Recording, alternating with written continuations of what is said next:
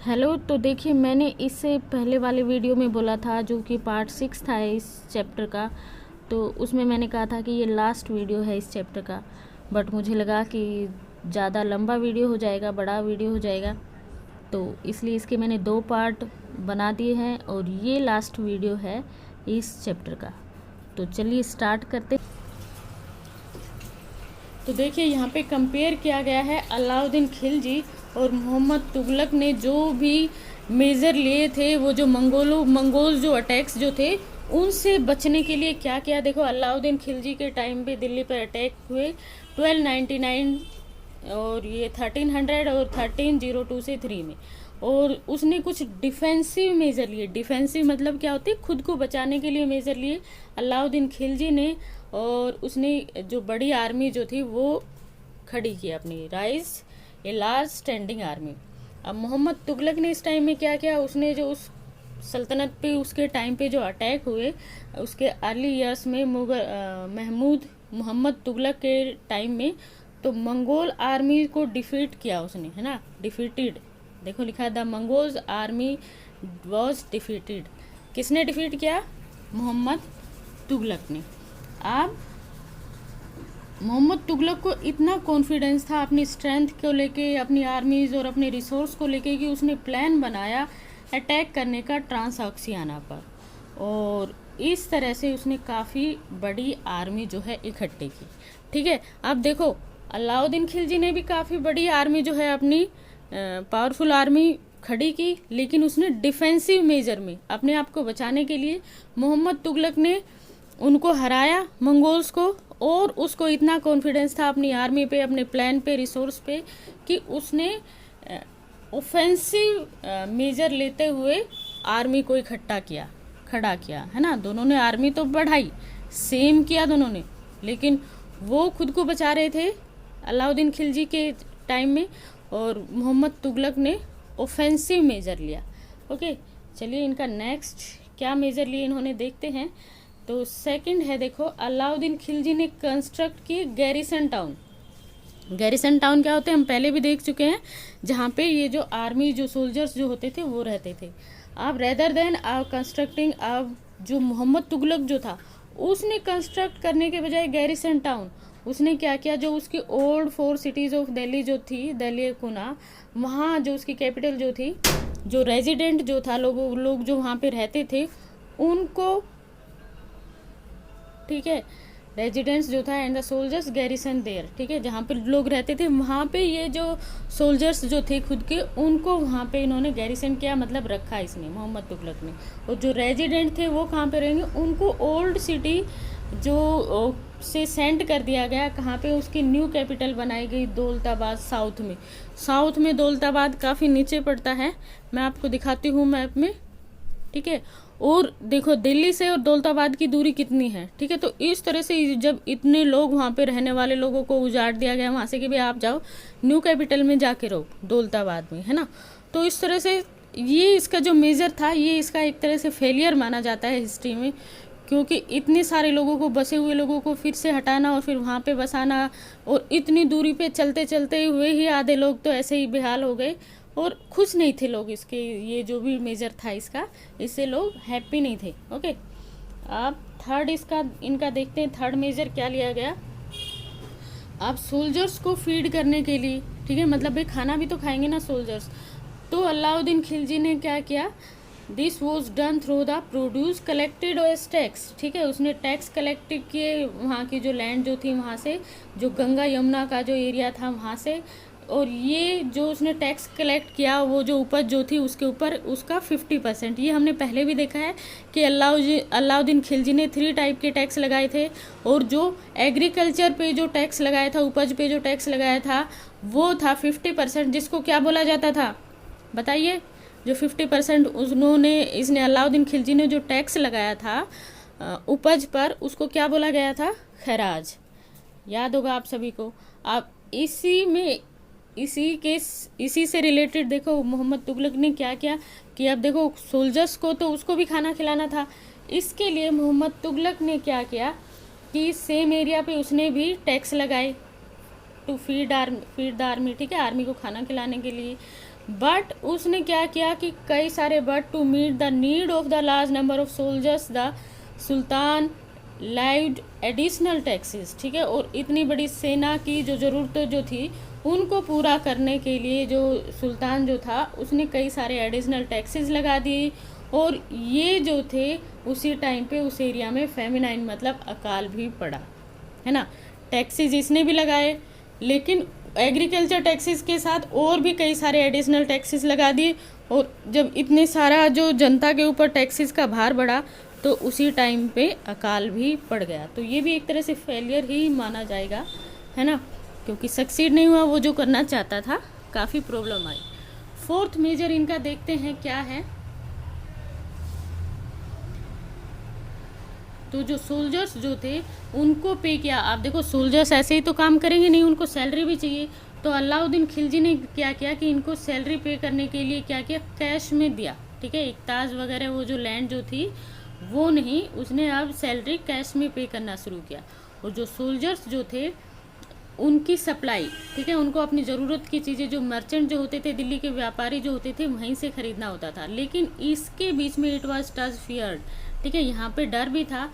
क्या डर था कि जो मर्चेंट्स जो है वुड राइज देयर प्राइस, वो जो अपने जो गुड्स जो हैं, जो चीज़ें जो हैं, उनके प्राइस राइज कर सकते हैं, बढ़ा सकते हैं।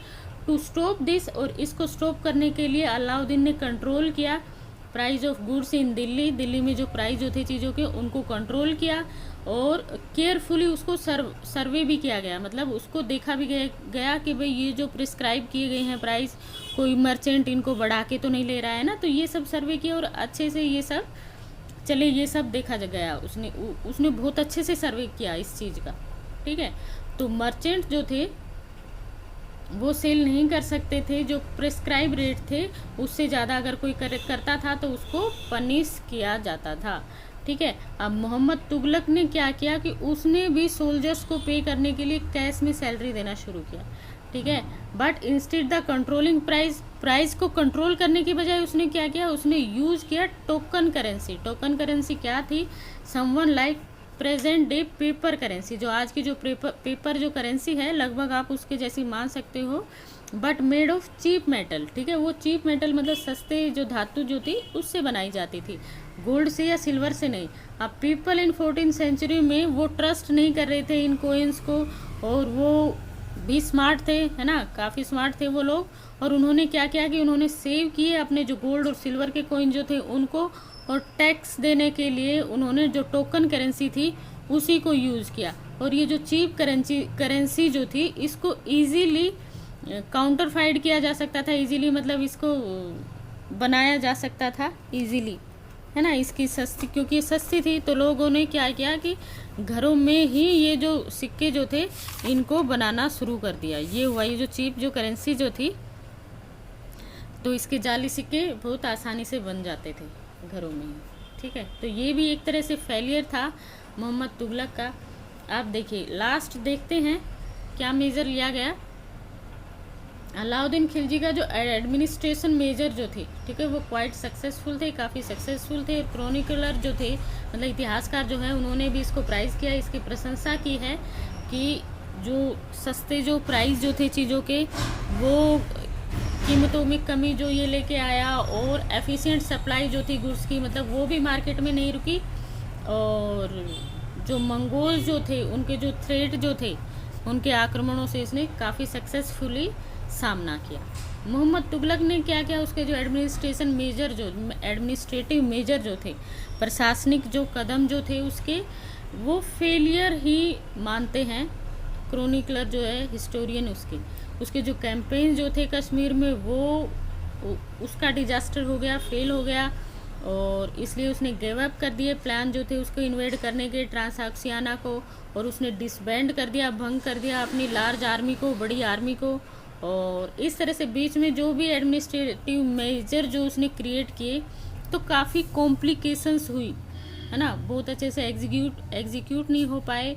और जो शिफ्ट किया गया लोगों को दौलताबाद में रेजिडेंट को, तो वो उससे भी लोग काफ़ी खुश नहीं थे। और टैक्सेस उसने काफ़ी हाई हो गए थे, ज़्यादा लगा दिए थे, और उसी टाइम पे अकाल भी हो गया था।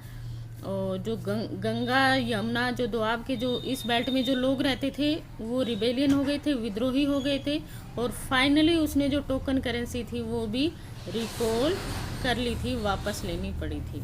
ठीक है, तो अब आप कंपेयर इनको खुद को, इनके जो मेजर्स हैं उनको खुद को कर सकते हो, खुद से कर सकते हो, समझ सकते हो दोनों को, मेजर्स को। तो चलिए आगे देखते हैं क्या लिखा है। देखिए लिखा है, in this list of Mohammad Tughlaq's failure we sometime forget that for the first time in history of the सल्तनत a Delhi sultan planned a campaign to capture Mongol territory. ठीक है, तो जब मोहम्मद तुगलक का जो हम कंपैरिजन कर रहे थे उसके मेजर्स का अलाउद्दीन खिलजी के मेजर से या मंगोल्स इन्वेजन के टाइम पे, उसके अटैक्स के टाइम पे, तो इस लिस्ट में हम भूल जाते हैं उसके फेलियर्स को देखते हुए। कई बार क्या भूल जाते हैं हम कि फर्स्ट टाइम जो हिस्ट्री जो है दिल्ली सल्तनत की, उसमें कोई दिल्ली सुल्तान फर्स्ट टाइम प्लान करता है कैंपेन, अभियान कैप्चर करने के लिए मंगोल टेरिटरी को, है ना, जो कि इतने पावरफुल थे, परेशान करके रखा था ये इस सब कॉन्टिनेंट के जितने भी रूलर्स थे उनको।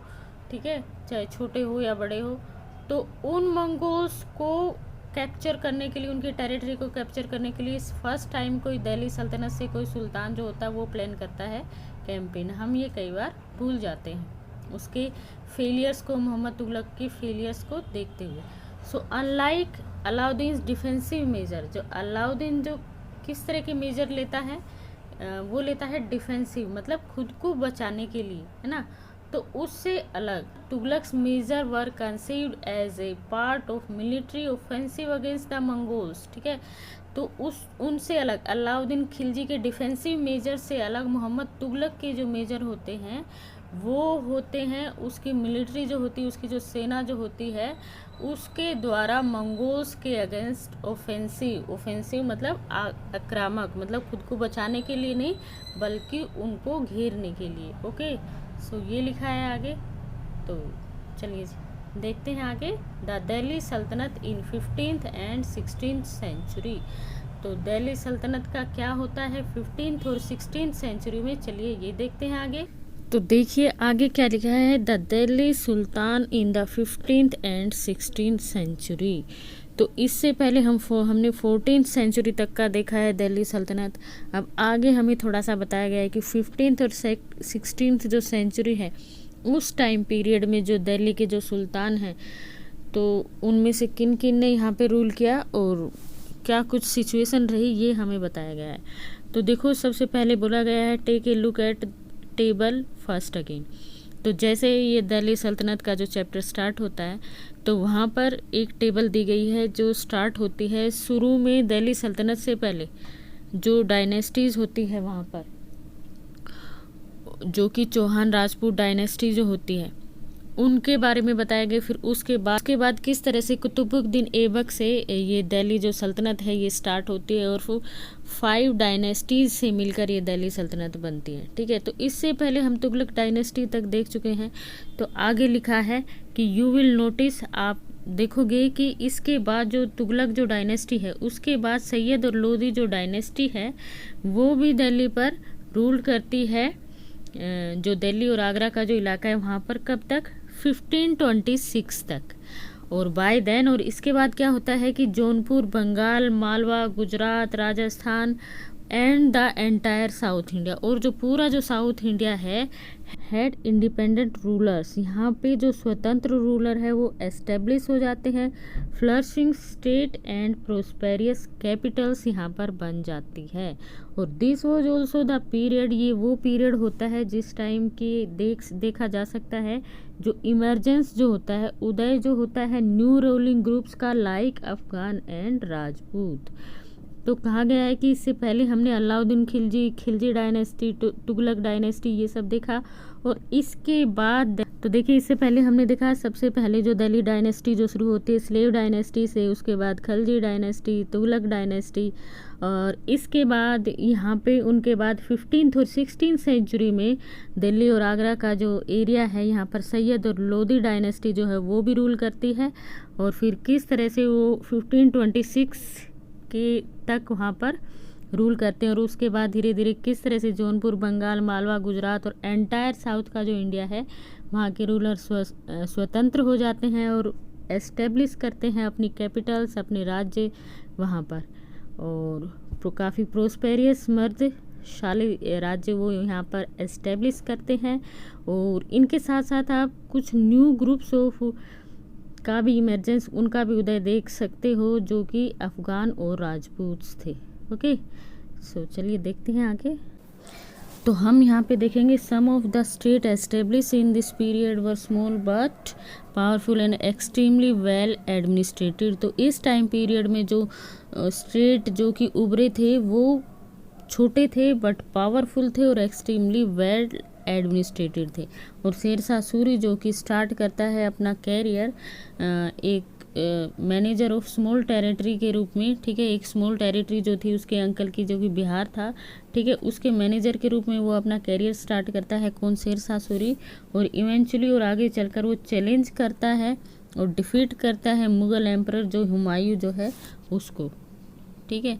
और शेरशाह सूरी जो कैप्चर करता है दिल्ली को और एस्टेब्लिश करता है खुद की डायनेस्टी। और although the Sher Shah dynasty ruled for 15th year, ठीक है, हालांकि जो शेरशाह जो डायनेस्टी है उसने सिर्फ 15 सालों तक जो है वो शासन किया, रूल किया। इट लिखा है it introduce an administration that borrowed element from Alauddin Khilji and made them more efficient. Okay, so Sher Shah Suri क्या करता है, अलाउद्दीन खिलजी का जो एडमिनिस्ट्रेशन का जो सिस्टम था वहाँ से बोरो करता है एलिमेंट, वहाँ के जो कुछ अच्छा जो तरीके जो होते हैं प्रशासन के वो वहाँ से लेता है और इंट्रोड्यूस करता है अपना जो एडमिनिस्ट्रेशन होता है वहाँ पे, और अपने एडमिनिस्ट्रेशन को वो और ज़्यादा एफिशिएंट और अच्छा वहाँ पर बनाता है। ओके, और इस तरह से Sher Shah administration became the model followed by great emperor Akbar, ठीक है। और जो शेरशाह सूरी ने जो एक मॉडल जो तैयार किया, ठीक है ना, एडमिनिस्ट्रेशन का, उसको फॉलो किया अकबर जो थे, मुग़ल जो रूलर जो थे अकबर, उसने भी। When he consolidate the Mughal empire, जब उसने जो मुग़ल जो एम्पायर जो था उसको सुदृढ़ किया, किसने?